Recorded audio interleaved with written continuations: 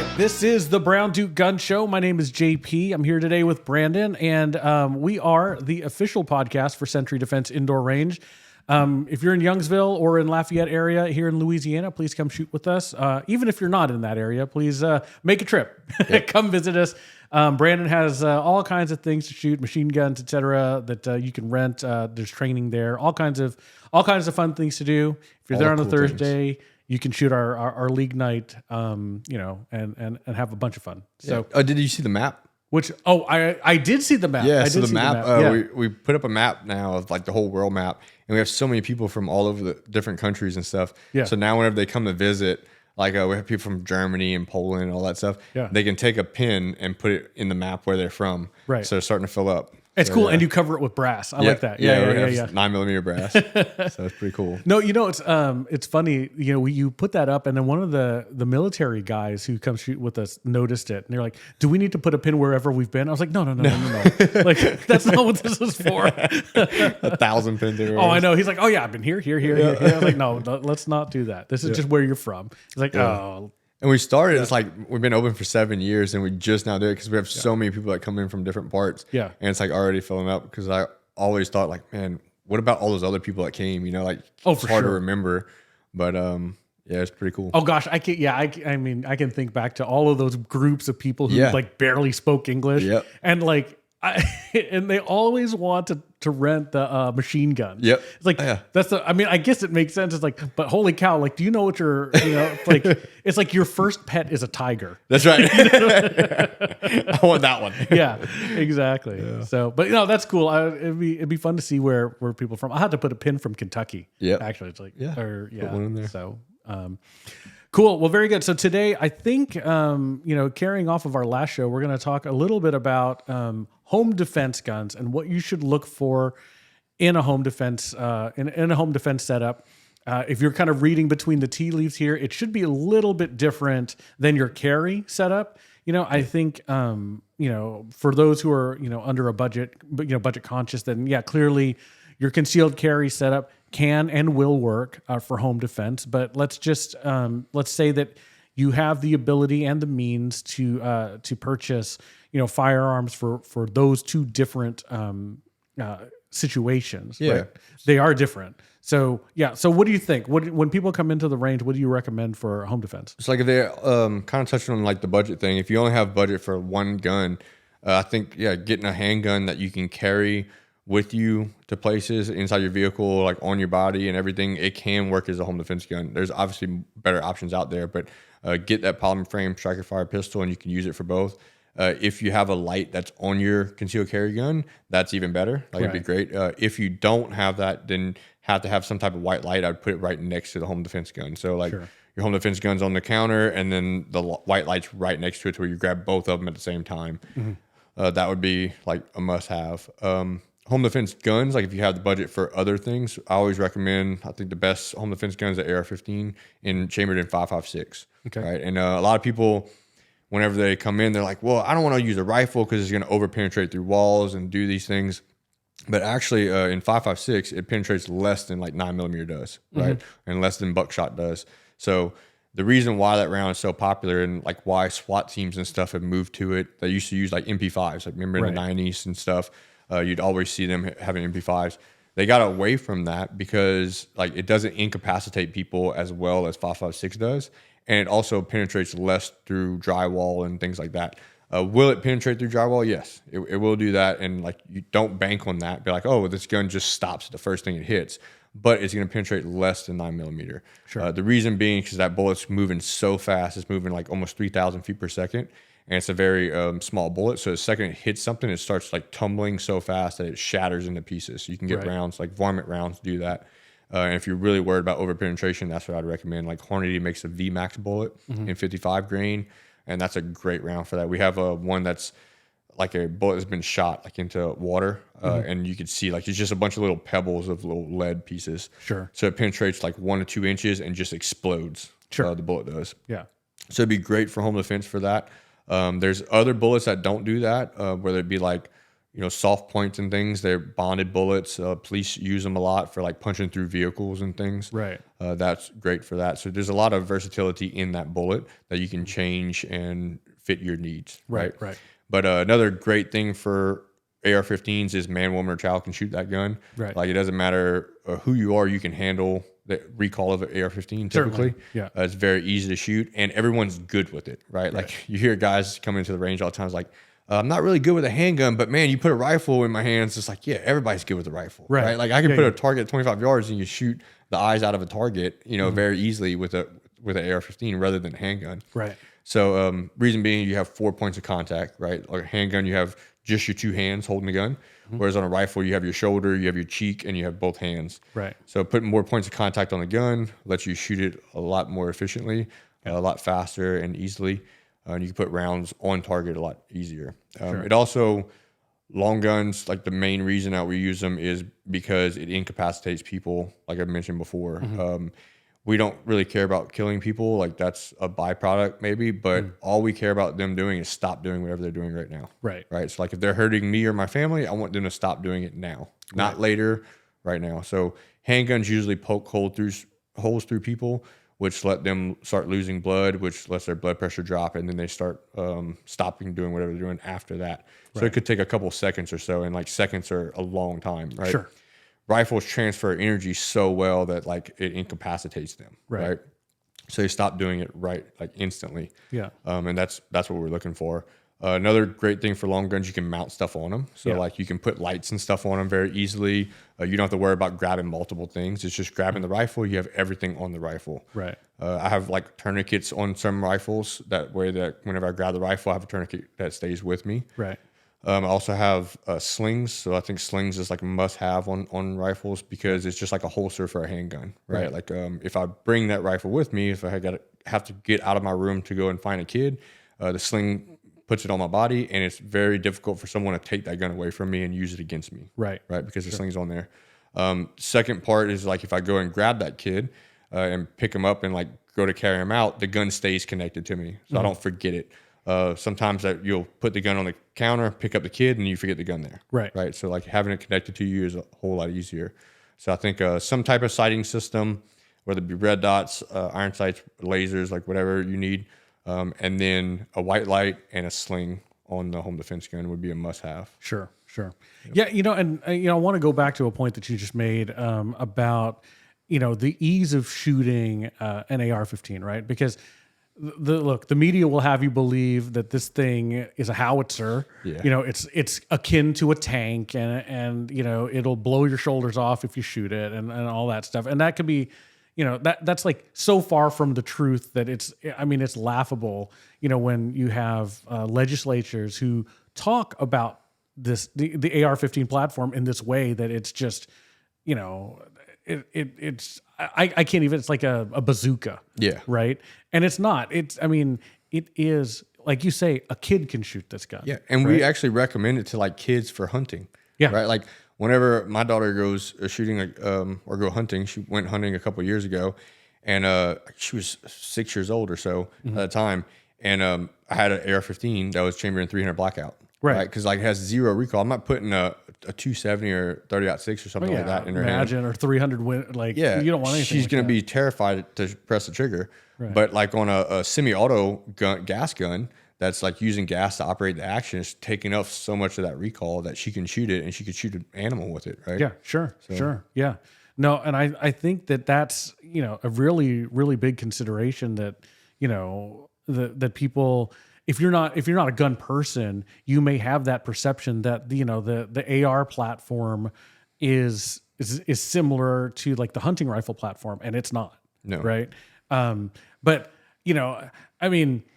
what do I want to say? Yes, of course they're both rifles, right? And they can both shoot the same caliber, bullet, but they're just configured in a different manner that makes it more comfortable. Yep. Right. So, and I think the other point is, to go into what you're, talking about, where it's what makes the AR so much easier to handle, all the points of contact that you have, you contrast that with a pistol, right?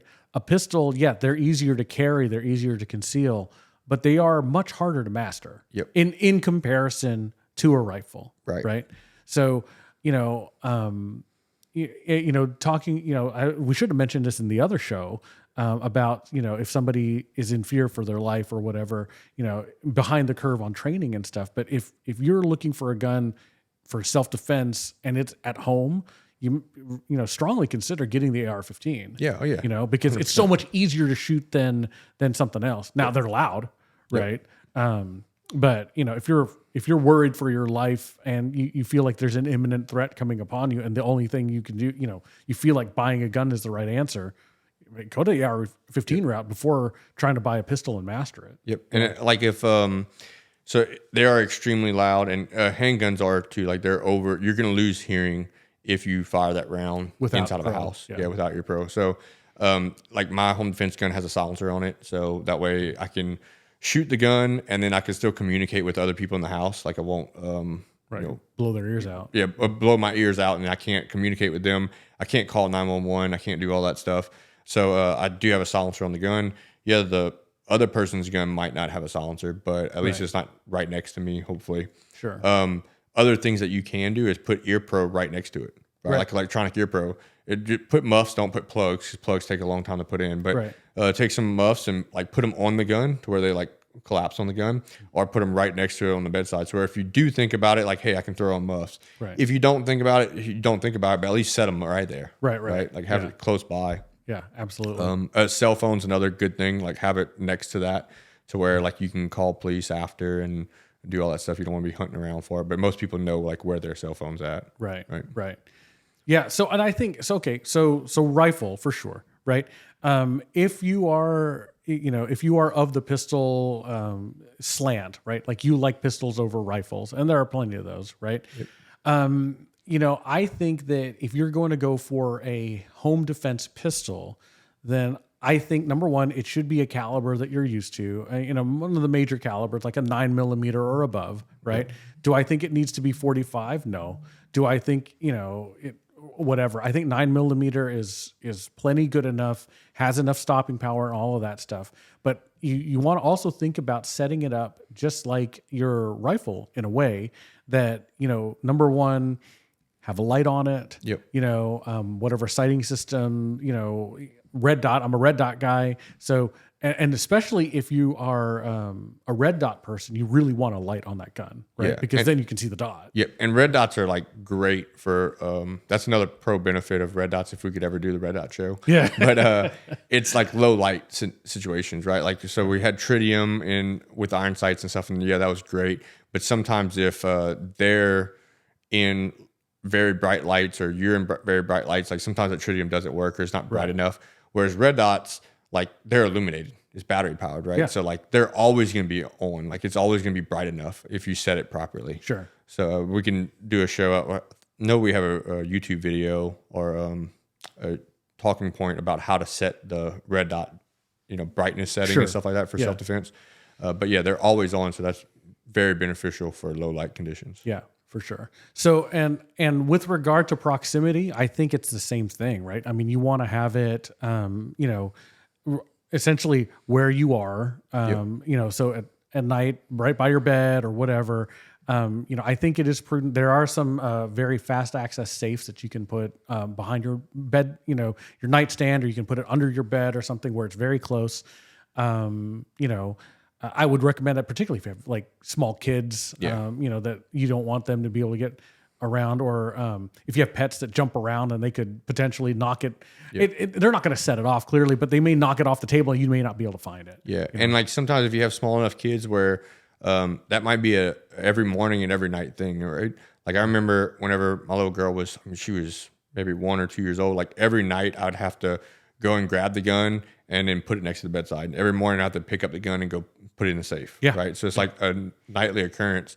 Once she got to a certain age where like now I trust her, and people will think I'm crazy all the time. Like, you have an 8-year-old, and she was probably like 6 whenever I finally was like, all right, I trust you 100%. Like have just guns laying around loaded. Mm-hmm. Everything's fine. Yeah. But she's in a completely different situation than most people. Correct. Right? Correct. And we'll maybe do a kid show about that.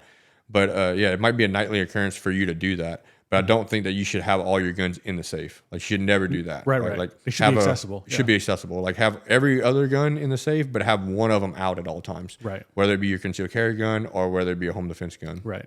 Now, the one thing I've looked at, and I really like the idea, though I haven't implemented it all the way, is the idea of a modular safe, right? Where you don't keep all of your guns in one safe. You keep them in smaller safes all around your house, right? Yep. And there are a bunch of different companies out there that provide this type of thing. It's more like a storage locker, you know? Does it protect against fire? Well, that's the first thing people ask. What's the fire rating? It's like, it's not important. No, it doesn't. Fire is not important because, like, all of my guns, I don't have collectible guns. All of my guns are usable guns. Yeah. They're self-defense guns. And if they get burned in a house fire, I can go buy the exact same one tomorrow at a gun shop. Absolutely. Right? So the only reason why you'd be worried about fire is like a sentimental gun or a gun you cannot replace. Correct. Right? Like a collectibles item that they don't make anymore. Right. That's whenever you worry about a fireproof safe. But a regular one, no. Like, I don't care about fire safes or anything like that. And all of my guns are kind of like that. So I have them stationed around the house in almost every room. So if I'm at the house, I really don't have to have a gun on me. Right. Like, exactly. And that's what I'm trying to accomplish. If I can't do that, then I have to have the gun on me. Right. Because no one said like the home invasion is going to happen at 2:00 in the morning whenever you're sleeping in bed. Yeah, they don't send you an email saying, "Hey, I'm coming." It doesn't say that. So like, it could be at 7:00 in the afternoon while you're watching TV with your family. Right. And it's like, hey, all of a sudden someone's breaking into my house. I need a gun. Right. I'm not going to cross through the criminal to go to my bedroom to get a gun. Correct. Right. Like, I need a gun in that room at that time. So that's how my house is set up. I have guns in different rooms. They're hidden to where other people can't find them. Right. Or have access to them. But yeah, you can do safes and things like that. That's inside of cabinets or whatever it might be. Yeah, absolutely. And they make them. They're really low profile. I mean, they may be like 6 inches wide and 40 inches tall, and you can hide them anywhere. You can hide them under tables. You can put them in closets. You can put them literally anywhere you can think of, right? Yep. And so, and really that's kind of more on the extreme end of things, in a sense that because, you and I were preparing to have guns in every room, that's not typically the norm. So if you're not in that group, and that's okay, you don't have to be in that group. I think just realize where your guns are and how you can most quickly access them. And to your point, look, if you're awake, and you're somebody who concealed carries, you probably haven't taken it off yet, right? Like, don't take your gun off till at night and then put it in the safe that's right by your bed. So you kind of are always within a couple of steps of that firearm should you need it. Yep. Yeah. Yep. So, and I've had things like that too before, like we're sitting down watching TV and all of a sudden like have something like outside and I'm like, okay, I need a gun, or like here someone didn't close the door all the way and all of a sudden it opens up and then like the alarm goes off. It's like, what was that? Right. Yeah. Like, so having a gun inside the same room definitely helps. Yeah, for sure. Yeah. And that's I think most of the people listening to this are going to have, be in a situation where they have one primary gun, that they're going to want to go to. So whatever that is, pistol, rifle, whatever, have it close to you. Right. And particularly in a home defense situation, that's what you want to do. Right. Yep. So the next thing is a weird one, right? But it's something I've kind of thought about and use as part of my preparation for home defense is, let's assume that you have your gun available to you and you know where it is and you're to that level, right? How do you go around and clear your house? How do you get to your loved ones? My wife is going to be right next to me, but our kids are in different rooms, so. How do you prepare to do that? Yeah. So, the first thing, like a lot of people is like, oh, I got to clear my house. Like if it's just you and a significant other in the same room, like you should not be clearing your house. Correct. Like you should be staying in the room, pointing the gun towards the door and waiting for someone to get it, like enter in. Like don't go clear your house. Like call 911, be like, hey, I think someone's in my house. I'm inside my bedroom. I have a firearm pointing in this direction. Like, you need to come and search my house. And I'm going to be on the phone with you until that cop comes in and let them know that I'm, and like police officers will search your house for free. Like any day of the week. I'd much rather them do it. Right? Yeah. And they're trained to do that. Yeah. They're trained to do that. Yeah. So like call them and let them do that. If you have children inside the house, that's not inside your bedroom, then yes, you have to go and get them. And like, we're not clearing the house. we can never like really clear it with like one person because people can always move around. But we're trying to get to that room and trying to bring the children back to our room. That's all we're trying to do. Right. Or like you and your significant other go to that child's room. Right. So number one, brief your kids like they should stay where they're at. Right. Like do not come out of your bedroom. You don't need a kid running towards you in the middle of the night. Like you don't know who that kid is or any of that stuff. And you don't want them to get like intercepted in between that or get in the middle of a gunfight. Right. So like stay where you're at inside your bedroom. I'm going to come and get you. Right. That's number one. After that, there is training and stuff that you can take for like CQB type deals. So where you're like knowing how to work angles around barricades and around corners and things and trying to get to that kid. Obviously it's going to be a little hasty. Like there's never like usually a run if you training CQB that's like almost perfect, right? There's always someone that drops something or something that happens. But in that time, like we need to get to the kids' room as fast as possible, especially if you hear screaming or if you hear like more breaking in, then yeah, we need to get to them as quickly as we can. Right. So, okay. So then do you recommend taking like a CQB specific course to do that? Or, you know, it like for somebody who's never thought about that, right? Because if you think about, you know, you have to make it from wherever you are and where your significant other is to the place where your kids are. And there may or may not be an intruder or set of intruders there waiting for you, right? Like I guess what I'm getting at is there's a safe way to do that, and there's kind of like an unsafe way to do that, right? Yeah. So is it something where you would recommend that you really need to take a CQB class to figure out how to do your house, or is there something else that people could be doing? Yeah, like I say that there is a class that you can take for that. But I say that like very reserved because everybody wants that, right? Like the second they start thinking about CQB or like start thinking about home defense, they're like, well, I need to take a CQB course. And it's like, no, what you need to take is a fundamentals course first, right? Like you need to be okay with your skill level in order to take that class later on. Right. And most people are not up to that speed yet, right? And even if they think they are, they're not. But you're always working on fundamentals. That's going to be more important. Like placing the shot where it needs to be is more important than like CQB stuff. Right. So I definitely suggest taking that first. And then like whenever you get to that level, take like a defensive pistol class, right? Where we talk about in that class, like how to draw your gun and how to do all those things. We also talk about barricade work. So just the very entrance of like how to use a barricade. Right. And that is pretty much CQB. It's just like you're doing it multiple times. So every corner that you go around, you're doing that. Then there's like CQB courses where like you're working with a team and that really wouldn't deal with that's a different thing. Right. Like, so like you don't really need that because it's like now I'm making entry into like almost offensive, right? I'm making entry into a house with a group of people. Right. Like you won't have that in self-defense, right? Or in your home. So just learning barricades is going to be a huge thing. And then you can apply that to, hey, I know where I need to go, right? Because I'm not, it's not like a foreign building. I know where my kid's room's at. I know like how to get there. So now I'm just like clearing the corners as I walk around them. Right. That's it. Sure. Right.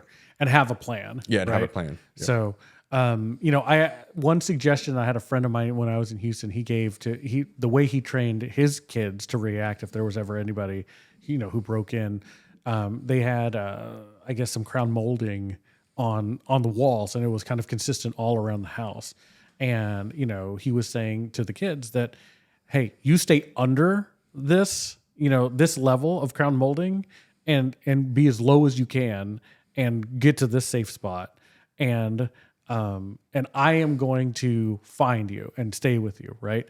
And then he would mix that into, well, then the way I'm going to, angle my firearm is going to be above that. Yep. You know what I mean? So like even to that level where you think about how are you going to move around your house with this gun and which directions are safe directions in your house, right? Yeah. Which hot walls and stuff like that. Correct. Yeah. And external versus internal walls, all of that stuff, you know where you can point your firearm and even if you have it penetrate between walls, it's not going to go out of the house, kind of thing. So even think to that level, right? That's the level of detail that you need to understand plus the barricade work for sure. That's fundamental, right? Yep.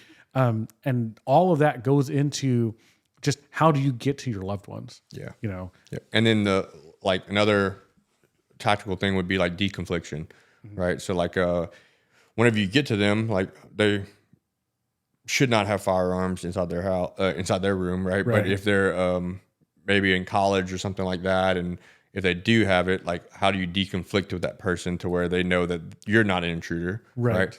Or you intercept like a police officer, right? That's coming in and he's yelling police or whatever, if you've already called the police or whatever it might be. So like that's another thing you got to think about and like how to do that with it. Yeah, absolutely. No, and that's always the weird thing, right? Because the police would be coming in; they're coming in hot, also, right? They're expecting the worst, and being able to identify yourself and not get yourself shot, right? Like, and I've done that, like both at my house. I had a police officer friend, like during a hurricane, was messing around at my house at like midnight after we lost power, and was coming to check on my house. And so I see some flashlights, like, walking around the backyard. So I like come out like with a rifle, right? Cause like I don't have any alarm system. We're during a hurricane and I see flashlights in my backyard. Right. So, they come by the door and like, I have a rifle pointed there and they're like, what, what's going on with the rifle? I'm like, why are you in my backyard at midnight? Like, with a flashlight, like, there's no electricity. There's nothing happening right here. And like, understood that, but there was a deconfliction there, and I deal with a lot like at the range, like a false alarm will go off at the range for a sensor or something. Sure. And like whenever I'm driving up, like there might be police officers there, and like I have to deconflict with them, like, hey, I own this building, I'm here with you to search the building or whatever it might be. And thankfully, like Youngsville, most of the officers know me, and they actually let me search the building with them. But sure. I have to deconflict with them first, right whenever I drive up. Or even worse, like this happened the other day. Like I got there before they did, because like somebody's around, they called me. So like I'm searching the building, and then police come in after me. Sure. Right, which is like that's even more dangerous. Right. Like how to deconflict with them. So like knowing how to do that definitely helps. And certainly, there's some classes that teach you that, and if you stay around long enough, I'm sure you figure out all that stuff. Yeah. I mean, I think, it's all things that you would think about if you take the time to, put the thought into the situation. But on the flip side of that, the class is really handy because unless you've been put into those situations, you wouldn't know, I didn't know I needed to think through that, or, that kind of stuff. Yeah, and there's like universal words and stuff that people use. Like we won't say them on here just because we don't know what's going, but like you come take a class and like, hey, like we know who you are, then there's some universal words that kind of everybody in the industry or in the community knows. Right. Right. Exactly. So no, this has been a good one. I think this is a good primer for self-defense. Is there anything else you think people need to know? Nope, not that to think of. Okay. Well, sounds good. Well, yeah, thank you again. We got through another one and no stops and no technical issues. So, we'll call it wrap for today, and we'll talk to you later.